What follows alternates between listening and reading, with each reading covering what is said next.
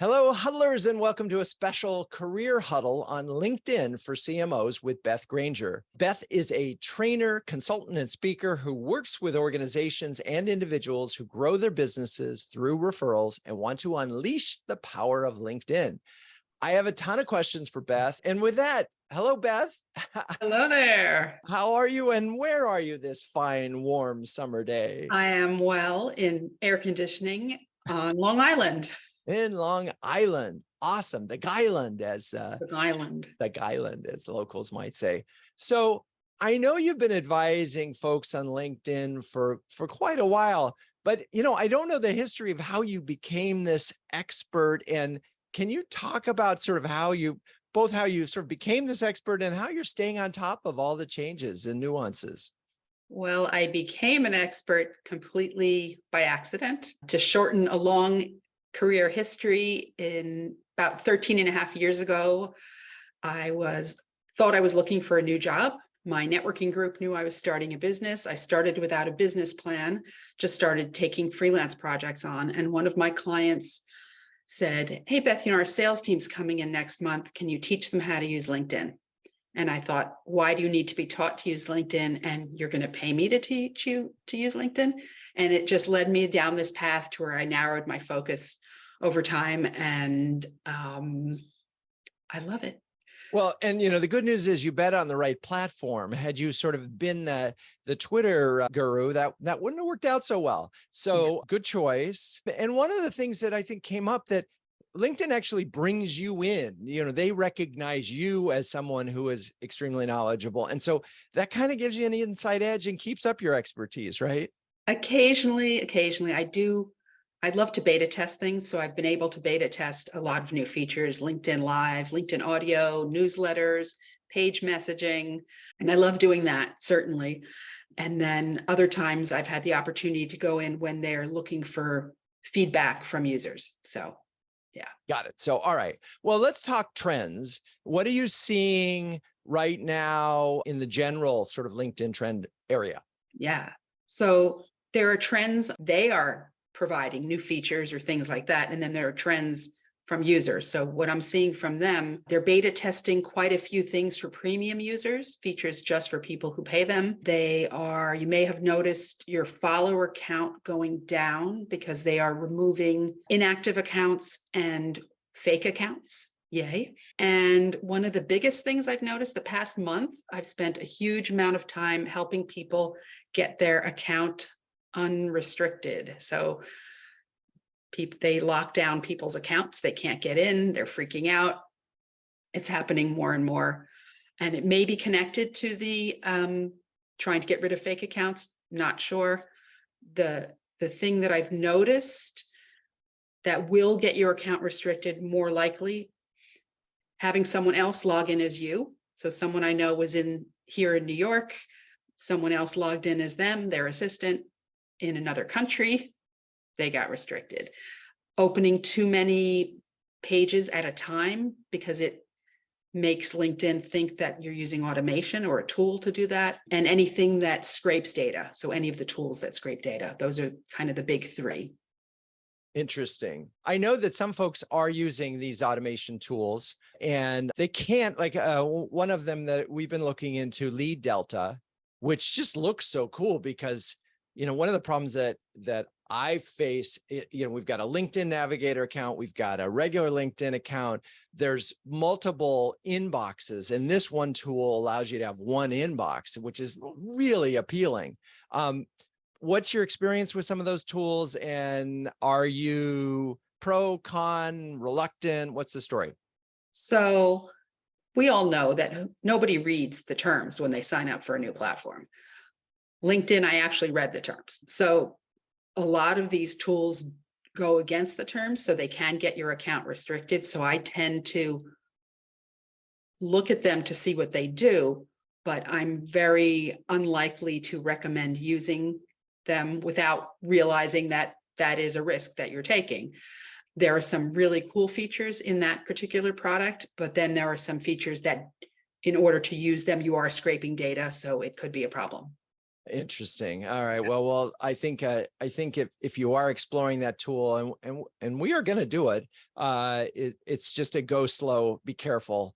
Don't try to do post to 100 accounts at the same time, for example. That would probably be a bad thing.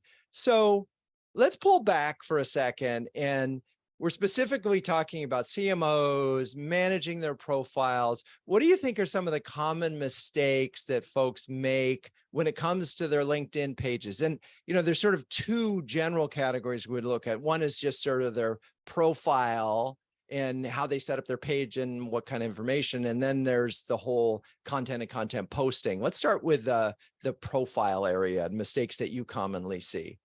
Sure. So on the profile, the mistakes I see are less mistakes and more just things that could be done better. A simple one, having your about section in third person, because to me, the whole idea is to make it easy for somebody to start a conversation with you and vice versa. And third person, it sounds like you don't want to talk to anybody because it's not it's, Beth. So it's a small thing, but it's a subtle. We can't use our own, we can't speak in the third person like, some political folks do. No, that's funny because, by the way, I heard that recently and fixed that, but so I had a third person for a long time. So guilty as charged. Yeah. In your headline, which is the text under your name, some people will have just their job title. And to me, there's so much more that you can put. I think of it as your 220 character elevator pitch, but you want to be found. So you be sure to have the words that you want to be found for in that headline. Right. Because there's no doubt that recruiters are going through keywords. And so if you don't have CMO or B2B or I don't know, there's, the challenge though that I have with that is there are certain keywords and they're like revenue driver and B2B and SaaS and so forth. And so if all the CMOs here were to put those same words, their profiles would look exactly the same, and that's problematic. So how do you balance the keyword thing with, I want to stand out as an individual? Yeah, and that's a great question. So when recruiters use the recruiter platform, while it does search the headline first, I think, we don't know for sure, it searches throughout the whole profile. So your skills, your about section, your descriptive text, anything in the profile is essentially searchable. So you don't necessarily have to have that. We don't know for sure, but we don't necessarily have to have every keyword that you care about in your headline. And so think about a few and then create the personality that is your true differentiator. And no block of keywords at the bottom of the about section. Oh, okay. That's interesting. Don't do that. Do it conversationally. Right. So just get them in bulleted lists, things like that. Yeah. Okay. All right. So that's the sort of the profile. I notice a lot of folks don't have very good backgrounds in their sort of key picture. And I loved yours. It's very clear about who you are and so forth. What about those? And what, do you have any sort of recommendations on that image? I'm sure there's, what is that called, by the way? Background graphic, Okay. Profile graphic. Yeah. So I believe in using all the real estate that LinkedIn gives you on the profile. And to me, that's like your personal professional billboard. So absolutely use it. Some people don't know what to put. They put a picture of New York City. Well, to me, that doesn't mean anything, but maybe it's better than just nothing. Some people I've seen quotes. People will put a quote. If you're going to put a quote, put your quote. Don't put a quote from somebody else, in my opinion. Yeah, so it can be anything. It can't be a video. Any link is not clickable, but it really sets you apart. Even if it's just a simple graphic, if you want to do more speaking, for instance, photo of you speaking, it can have text. You can change it as often as you like. I know people who, when they're promoting, for instance, a book or something that they're doing, they'll change that background graphic. I don't take the time to do that, but. Yeah, I'm not sure it matters that much. I have a funny one I was looking at today, and there's it's a wide image, but they forgot about the fact that their picture would be going on top of the image. And so instead of being disruptor. It was just ruptor. And I'm thinking, what's a ruptor? So do look at where you put your words relative to the image, because if you stretch it across the bottom, it's not gonna, all the letters won't show up, and you can end up with some interesting words. So how should folks assess their profiles and content and engagement in terms of how they do? How are they doing? Well, like anything, it depends on what your goal is for using the platform. I like to look at who viewed my profile. I mean, we're all curious. Who doesn't like to look at that? And is it the right kind of people? Is it people who are just trying to sell me stuff? Is it people that could hire me? Is who's looking at my profile? I like to look at, of course, engagement with my content, things like that. Those are really the two main ways. And conversation. So are people reaching out to me not just with a sales pitch, but to have a conversation in some way, whether it's a comment, a direct message, whatever it might be.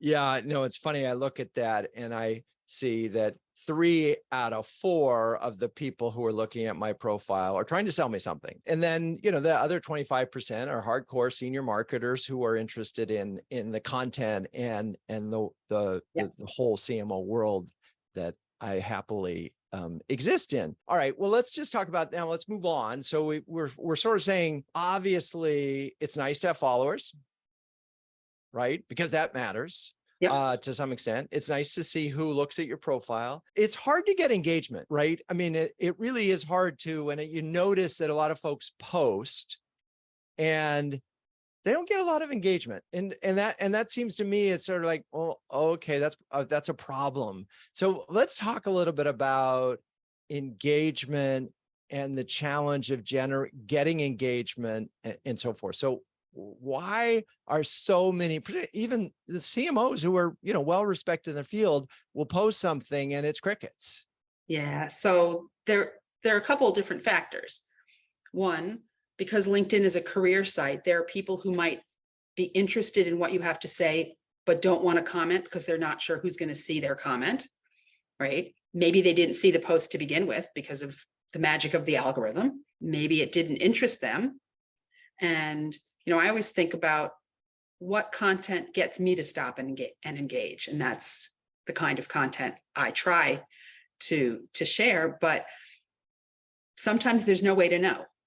If it's overly self-promotional or overly salesy, people find it boring. I mean, this is just stuff we know in general, right? You all know this already. But sometimes it's just a weird thing. Maybe nobody saw it. Maybe could be anything. Maybe try that same content in a different format to see if more people, maybe you wrote it and somebody wants to watch a video. It's funny. We talked about this in that personal content tends to do really well. And professional content, well, let's put it this way.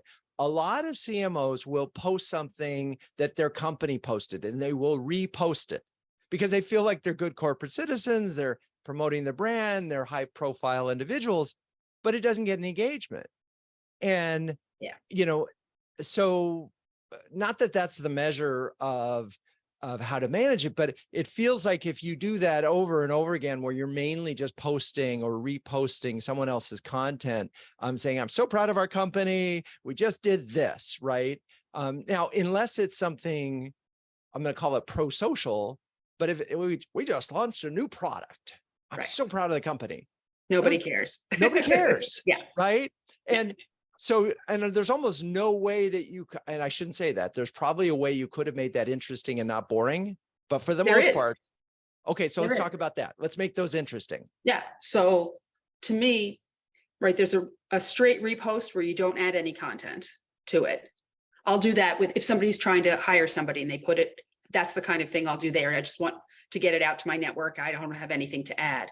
But if I'm going to reshare something that is a little boring or whatever it might be, not something that someone would engage with, I'm always going to add content, why I shared it, or add something to it that makes it more interesting. So, the people who make the content for the company page, maybe they're doing the same content in multiple platforms and they don't have the time to make it more LinkedIn worthy, if you will. So adding your own thoughts or why you're sharing it, tell me that. it's more likely to get engagement. Right. It's all about, it's funny, it's business, but it's all about personal. And we talked about this too, and this is the sort of the interesting balance, because many of the CMOs in our community also are responsible for managing, social sits underneath them, and they have an obligation to manage the company brand. But you and I know from looking at all these things that individuals versus companies get so much more attention on LinkedIn. We want to engage with individuals. It's really hard to sort of bring yourself to engage with companies. So given that, it feels like the CMO could be a sort of another spokesperson for the company in a really positive, pro-social, whatever way that would be good for the individual, the CMO on their personal brand, and good for the company. Let's talk about that sort of the difference in these two areas. Well, sharing content as you, the individual, is always going to get more engagement. If you're talking about something that's related to a project you're working on or something related to your company, and it's okay to share that publicly, your company can actually reshare your post to the company page. So I like when I see that, when the company page shares things from their team. But of course, not everybody on the team knows how to use LinkedIn. So maybe they need to be both trained and given the power to talk about things on the platform, if you will. The larger the company, the more the company page will be used for recruiting, right? If I'm looking for a job at a company, I'm going to go check out that company page. Who works there? What are they talking about? What's life like at that organization? So to me, it's really very much, the company page is much more for recruiting than the personal page would be. Right. Which really would change the strategy and the way folks think about it. It's funny. Another thing that, obviously in the old days when Renegade was an agency and we did manage social profiles for companies, now that I think about it, I feel like they were wasting money, not with us, but in general, wasting money, spending a lot of time creating content for the corporate page versus creating content for the executives. Like if you had switched that, probably the overall impact, if 80% of the dollars went to working with the executives, getting them to create content or creating it on their behalf so that they were, I think the company would get a lot more exposure. Yeah. The one thing that sort of does both that I've seen be successful is when a company page hosts a LinkedIn Live, and maybe it's someone from their organization, not necessarily the CEO, whoever it is, interviewing somebody else or having an event. So that's a little bit of both, right? It's you hear from the actual people in the organization. I actually worked with somebody who did a lot of webinars, and then their company page did a LinkedIn Live and promoted it on all the different ways that they do.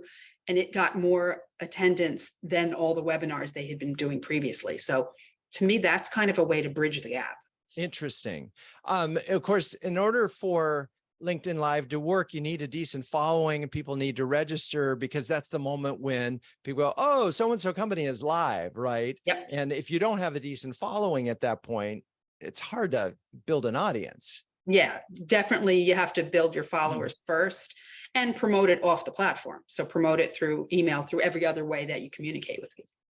I seem to recall you were one of the first people that I saw on LinkedIn Live. And in fact, that's what sparked me to apply to get on LinkedIn Live. What's your feeling at this point in terms of LinkedIn Live as we'll just call it as a content / engagement channel? To me, it's, if you don't worry about how many people actually join you live, it's a great way to develop content that you can repurpose elsewhere. Because a lot of people, they're not spending their whole day on LinkedIn. No matter how much you promote it, is it worth joining you? But the fact that you can take that video, chop it up, do other things with it, send people to the replay. So it still can be worth it. But for me personally, for the first year and a half that I did it, I went live every week. I haven't gone live in months, but that's just my personal. Right. So the business value for you as a sort of entrepreneur or solopreneur was not there. It's funny because we for CMO Huddle Studio, we go live on LinkedIn. But again, all of our audience ends up being through the podcast and the YouTube channel that we repurpose later on. There's no reason not to go live with it, is the bottom line, but it is not going to necessarily save you a lot. Okay, we have a question about, we sort of covered LinkedIn Live. Let's talk about newsletters and your perspective on that. Yeah, the tricky, I love them. And there's a but. So I love them, especially because the very first one that you do invites your entire network, all your connections, all your followers to subscribe. And because people can subscribe every time you send one out, they're notified both by email and on the platform. So I love that. But you don't get your list. I mean, you can manually go through. It's not the same thing as, you're building your house on someone else's land. So I often get asked, well, I have an email newsletter and I have a LinkedIn newsletter. Do I share the same content? What if I have the same people on both? So it is you have to consciously decide. Yeah, it's funny because we've had an email newsletter for 15 years or so. And we decided to use LinkedIn newsletter maybe a year and a half ago. And we have a really good audience. And now I don't know what our readership is, and I don't even know if we could know. Is there any way to know what your readership is or open rate? You just sort of get. What's really funny? I haven't looked at it. I'm sure there is, and I could go look right now. So anyway, I thought it was really easy to build an audience. I thought it was really, and we were thrilled that, we got over a couple thousand in like a month. And it was like, oh, that's really cool. Because it took a long time to build that sort of size, but we'll have to look at impressions to see if if it really has value. So I love that it sends it to people both by email and notifies them on the platform. Right. And it didn't always, but now if you start a newsletter, it puts something in your featured section with a subscribe button right there. So if anybody comes to your profile, they can subscribe. But I don't know if you're anything like me. I subscribed to way too many of them and I don't have the time to read them. And they're testing something. You may have noticed in your email, instead of it saying the title it'll just say, so I'm looking here right now today. It says, Jay Baer just published an article. So it doesn't tell you the title, nothing. So right now they're testing, is it the name of the person more likely to make you read it than the title of the. Interesting. Yeah, the content itself. We're into this sort of personal brands. We both know Jay, we love Jay, and he has a strong personal brand, but am I going to take time out of my day, stop right now and click on that? I don't know. One of the things that we have done and found really useful for LinkedIn newsletter is we have a backlog of 15 years worth of newsletters, and we can recycle them and they feel new because most people hadn't seen them because they'd gone to a different list so it is a way of sort of extending your reach. Okay, so let's see. We haven't talked about content. That we create a fair amount of video for CMO huddles. Our Tuesday tip series is really wildly popular, like shockingly popular. And so I love it. Yeah, there you go. You've seen it. The question that I have sort of, again, this is from an individual CMO standpoint. They may or may not have someone else helping them create content. Are there formats that they should be thinking about? I noticed a comment in chat about pictures are working great. Let's talk about the format of posts and what kind of content we should be looking for. So LinkedIn doesn't often tell us about the algorithm and what they're going to show to people. Anything I tell you is either from my observation or from my community of people globally that do what I do, because we share everything with each other, which is great. Occasionally LinkedIn does share what they're promoting or how they're working. And they recently just shared a post or an article, press release, I don't know what it was, that they are making some changes to the algorithm. I haven't seen it to be true yet, so it may be rolling out. How many of you have seen or complained or seen posts and said, LinkedIn's turning into Facebook? Well, enough people complained that LinkedIn says they're going to not reward that kind of post anymore. We'll see, right? Because people still like human interest, right? People like Yeah. that sort of stuff. What they said is they're attempting to stop people from trying to game the algorithm. I don't know how they're going to assess whether it's an authentic post or somebody trying to game the algorithm. We'll see. I do know that when they launch a new feature, they tend to promote that. So when they first launched polls, how many of you are sick of polls? But when they first launched it, suddenly you saw it everywhere because it was a new thing and they were trying to promote it. They've also said that they are looking to highlight expert knowledge and advice. And so what I think that means from their part is if you have keywords on your profile or things that you talk about on your profile, if you're in creator mode, for instance, and your 5 hashtags, if you talk about those things, they will think you're an expert in that. So they'll promote that content. If I were to suddenly do a post about manufacturing of pens, that's not my area of expertise. So Right. I assume they wouldn't promote that as highly. Yeah. So that's what they've said recently. In terms of content type, I think it's your network, right? You have a subset of people who like to watch video. You have a subset who like to read. For me personally, I find that images with text work really well, but that could just be me. So I would experiment like you do with anything else, Right. Right. see what works Um, out the best. so it's funny. We do have a question. What is creator mode? Ah, sure. So there are 2 types of profiles. They didn't really announce it, so sometimes you've seen it and not realize it. There's the regular profile, which you have connections and followers, just like you would on the creator mode, but creator mode changes a couple of things. It highlights your content over your about section. It moves your activity section up and your about section down. It allows you to pick up to 5 hashtags that are the topics that you talk about. And then it immediately gives you access to LinkedIn Live, LinkedIn Audio, and newsletters. So you used to have to apply for LinkedIn Live. Now, the minute you turn on creator mode, you get it. So if you're going to use those things, creator mode sounds great. The one thing that is frustrating to me is it forces the default button on your profile when someone doesn't know you yet. When they come to your page, it says follow, not connect. So they have to know if they want to connect with you, they have to know how to do that through the more or 3 dots. Right. And yeah, but it's so worth it as far as I'm concerned, being creator mode. It really opened up a lot of things. I mean, we applied for LinkedIn Live, and I say we because there's a team that helps me work on that and build it because we've got a lot of ground to cover. I'm curious about posting frequency when part of the top voices, and they suggested in a call with us that posting 3 times a day wasn't a problem. What's your feeling about frequency? So I have this theory about LinkedIn that they tell you what they think is right, but that the people who make the algorithm or do whatever, they don't talk to each other. I don't know for sure. Everybody I've ever met there really cares and really wants to be making it an amazing platform. So I do love that.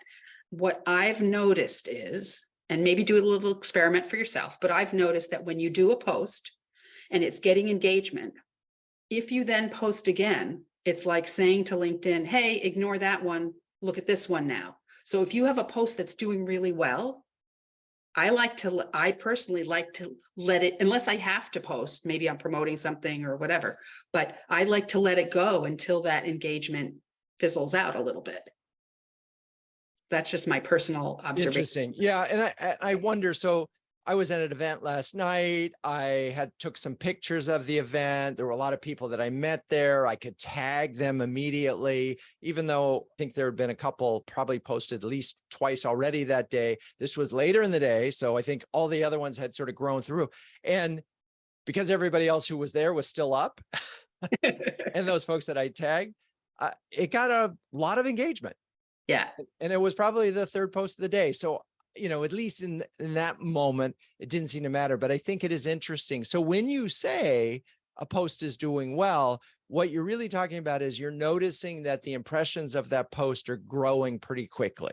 Impressions, comments, all the other ways that people can Right. engage with it. Yeah. Whether they're sharing it and so forth. And So obviously one of the keys that made that one work is I tagged probably 10 people who I knew were active and cared about that particular topic. Talk a little bit about tagging, how to use it, when to do it, when not to. Yeah, it's funny. I have a webinar called 9 LinkedIn Landmines that I need to update because it's old, but and one of them is inappropriate tagging. So years ago, I went to an event at LinkedIn called the Groups Listening Tour, where they asked all the right questions about groups and then didn't implement any of those things, unfortunately. Someone I met there started tagging me in every single post he did. If it was about groups or about how we met, it would make sense. But he could be doing a post about how he learned to change a tire and he was tagging me. So to me, that's inappropriate tagging. Right. That's trying to get me to engage with his content so that my network will see it. Right. Appropriate tagging, you went to an event, you met people. If I do a post about this event today and I tag you, that makes sense. So Yeah. absolutely. And knock yourself out. Yeah, no, that makes sense. It's funny. I was thinking about there's a couple individuals that always tag me on their posts. And it's annoying. And I wonder, and there's some conversation about that. If you tag someone and they don't engage with you, do you get penalized? We don't know for sure, but In there is theory. that thinking out there. Yes. Right. So I have a friend who's just not active on LinkedIn. I just don't tag him because Right. what's the point? Right. And so, yeah, there is no point. So be careful about that. But there is no doubt that if you tag the right people and they are interested and they engage, that sends a, and they do it in a relatively quick period of time from the time you posted, that's going to accelerate. It says a signal to the algorithm, right? Plus people in their network who don't know you may see it. So years ago, I was hosting a panel discussion and I did a post. I said something like, I'm excited to be moderating a panel discussion on social media and healthcare. Thank you, tag Northwell for hosting us. Thank you, tag the panelists. If you haven't signed up yet, here's the link. One of the panelists wrote back and just said something like, I'm looking forward to it. See you then. Someone who didn't know me yet, but knew her, saw that, clicked through to my profile. At the time, my phone number was right there, called me on the phone and said, oh, I see you speak about social media and healthcare. We have a conference this fall. What's your speaking fee? Could that please happen every day? Right? Yes. Yeah. Yes. And no, that it's amazing when those things happen. It's just it's a wonderful thing. And you love the platform. I do have a report from the team. You can see not only the number of followers, but the number of impressions, views, viewer demographics per article on your newsletter. So that's the good news. One thing I'll add to that. Mm-hmm. So because they send the full, unless it's changed, I'll have to look because I haven't looked at one recently. They sent the entire newsletter by email. So there are people who may read it on email and not click through to LinkedIn. Right. So the number that we're seeing in terms of impressions, well, they might be able to count open rate as impression. I don't know. Interesting. I'm not sure what data they have behind the scenes, but yeah. Okay. We talked a little bit at the beginning about behavior that can get you in trouble or affect your reputation. I think it's worth sort of revisiting that just real quickly to make sure that we're sort of staying within the boundaries. Well, I mean, all of you have been the recipient of bad behavior, right? How many people send you salesy messages the minute after you connect with them? And these are just human nature things. So I know you wouldn't do any of those things. The automated tools that seem really fun, seem like they can help you. They can affect your ability to log into the platform if you get restricted. The way I like to look at it is it's hard to automate relationships. So can you automate posting to the platform? Of course. Can you use there are tools that you can use to make sending messages that you want to send to multiple people easier, but doing it one by one, as opposed to using a tool that blasts out a message that's not personal. And I know we all want to be able to do things more easily, but it's a relationship building tool. I always think of it as if we were in a room together and this was a networking meeting and somebody said something to you like they might sometimes say on LinkedIn, you could just walk away from them. So it's kind of the same behavior. Be social. It's social media. Engage. And, we haven't talked a lot about that, I thinking of the Franklin quote, if you would be loved, love and be lovable. The same thing applies obviously to social behavior. Yeah. But I want to talk about pods for a second, because we've been gradually, we have a large contingent of CMOs who are in transition. And at that moment, they need to help build their sort of personal profile. And a lot of them are working on really strong points of view that support their personal profiles, but they're not getting the reach necessarily that they would like. So can you talk about this idea of a pod and how this kind of works? So LinkedIn doesn't like pods. And what they mean by that is they don't like groups of people who come together and try to game the algorithm by commenting on each other's posts. But those types of pods tend to be, some of them are even paid, right? Those tend to be where it's not authentic engagement with the content. It's just, oh, great post, cool, whatever. To me, that's very different than what I would call an engagement community. And I don't know what LinkedIn would think of this, but to me, if you have people that really know, like, and trust each other and want to make sure the other people see their content, because you don't always see someone's content, sharing posts with each other in hopes that they will engage with it, that they don't have to engage with it. I don't think there's anything wrong with that, my personal opinion.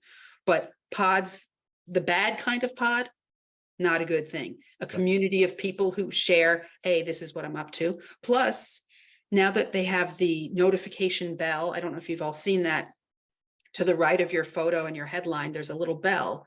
And if you click on that bell, you'll be notified. It says all the time, but most of the time when that person posts. So if there are people you're looking to support for whatever reason, if you click on their bell, you'll see their posts and can engage with it. And so a simple way of framing this is a bunch of you agree on a particular day of a week at a particular time that you're going to post, and that you're going to share that post, say, within a Slack channel, and then encourage folks to actually read that content and engage with that content. That's what we're sort of talking about structuring here, right? Well, that's one of the ways that people do it. The key thing is to be careful and not do a drive-by comment, right? Do a real comment, really read or consume the content, and don't click on, depending how many people, don't click on all of them at once so it opens multiple tabs, because LinkedIn would think you're using automation. Right. It's funny though, I find I end up with like 6 different open LinkedIn tabs anyway, because I'm clicking on so many different people's profile different times, and it launches a new window all the time. All right, I'll watch. That's an interesting way to think about it. Okay, so we've talked a lot about individual profiles, and I think what we could sort of summarize by saying, be authentic, be you, be social, engage, share interesting content. Don't worry about the format so much, but maybe think about consistency and posting with that. Engage with other people's content and with the hope of a quid pro quo. We said newsletters are fine. Are there any trends from a company standpoint that these folks need to be aware of, whether it's recruiting versus marketing or anything else? Yes, but one thing you just made me think of that I wanted to share related to personal content is, to me, content that you develop, your own original thoughts, much more powerful than sharing something, the same article that 20 other people shared from some newsletter. Okay, company trends. Well, we already talked about how you can have LinkedIn Lives from a company page. I think that's pretty cool. I do like when companies share posts from their team. So I think that makes the content better. And I don't know how many of you get all day long, or at least at the end of the month, when people are trying to use up their 250 invitations to follow a company page, you get a million of those in your inbox, or your the page where those come in. We want people to follow the company page, but we don't want to be annoying about it. So those are the main trends. And plus one thing, they took off the video tab. Don't know why they did it, where you could sort the posts by type. They took off video. Don't know Interesting. why. Yeah, I don't either. All right, it could be a test. Who knows? We're going to do a speed round where just quick response. Yes, no, waste of time. LinkedIn groups. 99.9% waste of time. Okay. Collaborative stories. Oh, yeah, we didn't talk about that. No. They're trying to get into AI in any way they can. It's interesting. Of course, I'm testing it. If you want somebody, for instance, in your organization, or you feel it would be valuable to have a yellow top voice badge, if you engage with a lot of collaborative articles, you can earn those badges, different than the blue one that you have, Drew. So I didn't love them. But when I went to the event at LinkedIn, they had a panel. I know this isn't a quick response necessarily, but they had a panel discussion. And one of the people said, we're all comfortable sharing content in this room. There are people out there on the platform who aren't. And by adding their thoughts, it's like joining a conversation rather than starting one. So that has some potential. So I'm not sure yet. Yeah. Let's see where it goes. So they're really pushing it in the top voices community. And honestly, I've read them and I don't want to be anywhere near associated with that. It's like I'm going to put my content. It looks like you went on ChatGPT, asked the question, grabbed the quote, put it on there so you could participate. It just didn't feel thoughtful or considered. The articles themselves are very much like that. Yeah. The comments that people are adding, I am seeing real. Okay. So the comments are fine. There. Yeah. But I've been asked to contribute to these stories and it's like, oh, I don't know. And part of it is I don't write that way in the moment. It's like, you're going to notice if it says, hey, comment on this. It's like, no, I need to think this through. And that's part of that. If you want disposable content, look at collaborative stories. Anyway, live streaming, we talked about. Blogs used to be a thing. LinkedIn, sort of putting like a blog post. Relevant anymore? I do a newsletter over an article. Okay. A number of posts a day. 2, 3, 1. Like I said, I like to let them take their course. But for instance, if I'm at an event and I want to post another time, I will. But you don't have to. Plus, if your network, and this is a weird thing, but if you have a network of people who aren't active or they're not connected with a lot of people who are active, they might see all of your posts and say, so-and-so posts too often, it's annoying. Whereas if you have a larger network or people who are very active, you could post 5 times a day, they might only see one of them. Interesting. And they might see the one that's relevant to them if the algorithm is working. We hope. We talked a little bit about lurkers and the wonderful value of them. Speak to that. Yes. So I think you'll like this story. So 13 years ago, before I started my business, I thought I was looking for a new job. Saw a job posting on LinkedIn, found who I thought was the hiring manager, looked at her profile. The next day, she looked at my profile. At the time, if you were in a LinkedIn group together, you could reach out to somebody with a message. I reached out, asked for an information interview. We had an amazing phone call. She wasn't the hiring manager, but we've stayed in touch all these years, but not a lot. She's never commented on my posts. Maybe we met for lunch once a year. Last fall, she reached out. She had a new role. She was the head of marketing for an organization, and they were having their first all hands on deck in-person event since the pandemic. And she said, can you come speak to our group about LinkedIn?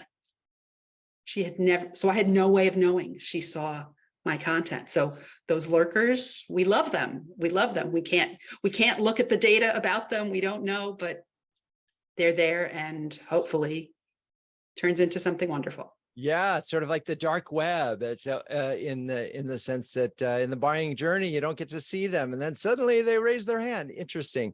So it does speak to sort of long tail relationships, the role that LinkedIn can play there. So let's talk about where people can find you. Obviously, we'll put your LinkedIn profile in chat, but where can people find you and what should they hire you for? Well, I tend to be all over the place, not so much on Twitter anymore. I'm on Threads because it feels like Twitter in 2011. I have a website, but LinkedIn's really where I hang out. And the way I work with individuals and organizations is to take them from confused to confident on the platform in all different ways. So that can be working with individuals, content guidance, kind of like a personal trainer on the platform if they're uncomfortable, different types of training, speaking, all the different ways that developing employee advocacy, that's hard to say, programs. And one thing we didn't talk about is sort of the whole sales navigator training program and so forth, because it still seems like folks aren't using, they're salespeople, they want to sell, and yet this is about nurturing and relationship building. Do you do training in that area? And I do.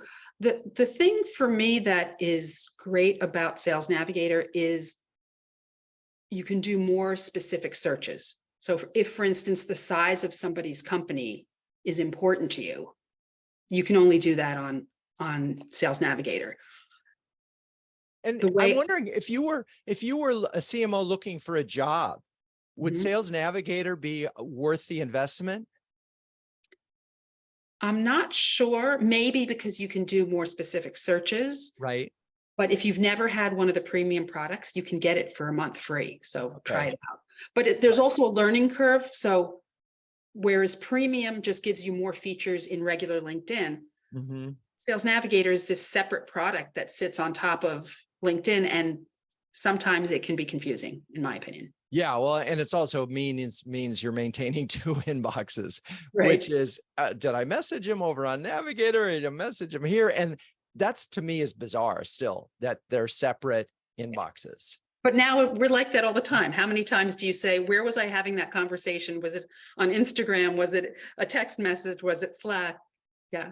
Well, Beth, you're a great sport to join us and share your wisdom on LinkedIn. Clearly, both of us are gung-ho on the platform as a way of not just building your personal brand, but building connections across a wide swath of industries and jobs and so forth. And it just feels like LinkedIn of all the social networks is continues to be a really, really powerful place, and one that I don't think any CMO can ignore. I agree. All right. Well, thank you. Thank you so much for joining us. All right. If you're a B2B CMO who can share, care, and dare with the best of them, check out cmohuddles.com.